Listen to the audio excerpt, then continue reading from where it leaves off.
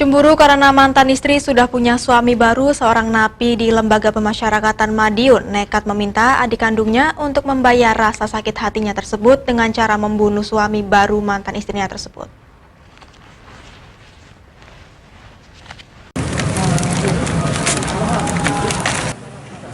Luka-luka yang dialami MM, suami baru Dewi, mantan istri seorang narapidana di Lapas Madiun berinisial AS, setelah dihajar oleh adik kandung AS bernama Saiful Hidayat, 22 tahun, warga Jalan Pertukangan, Surabaya.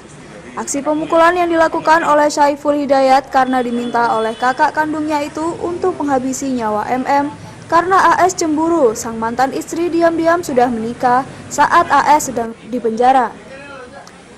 Beruntung, niat Saiful Hidayat untuk menghabisi nyawa MM dengan pisau belati tak berhasil terwujud, karena MM berani melawan sehingga hanya terjadi perkelahian.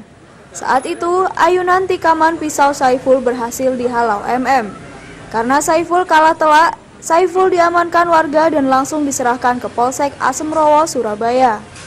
Kejadian ini bermula ketika AS yang merupakan kakak tersangka berada di dalam lapas menghubungi tersangka. Ia meminta tersangka mencari keberadaan mantan istrinya itu. Hal ini dikarenakan AS kehilangan kontak dengan mantan istrinya setelah semua kontak dan media sosialnya diblok.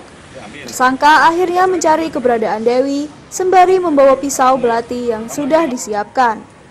Sementara itu, Kapolsek Asemrowo AKP Hari Kurniawan mengatakan motif pelaku murni hanya ikut-ikutan sakit hati melihat kakaknya yang sedang dipenjara, juga sakit hati lantaran mantan istrinya menikah lagi.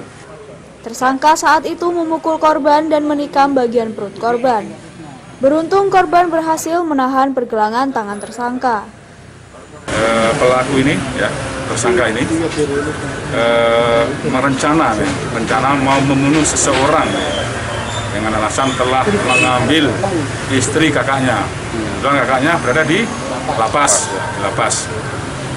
dengan cara tersangka mendatangi rumah kakaknya dan istri bernama D itu D. Nah, akhirnya terjadi perbincangan, lalu cekcok. Nggak terima, tiba-tiba dari tersangka itu mengambil senjata tajam yang disimpan dalam jok sepeda motor yang telah dibungkus dengan kain itu. Akhirnya menyerang, terjadi perlawanan dari pihak korban. Untuk mempertanggungjawabkan perbuatannya, Saiful bakal dijerat pasal 338 KUHP Subsider, pasal 353 KUHP Subsider, pasal 351 ayat 1 KUHP dengan ancaman hukuman pidana 10 tahun penjara. Farid Arman, Surabaya TV.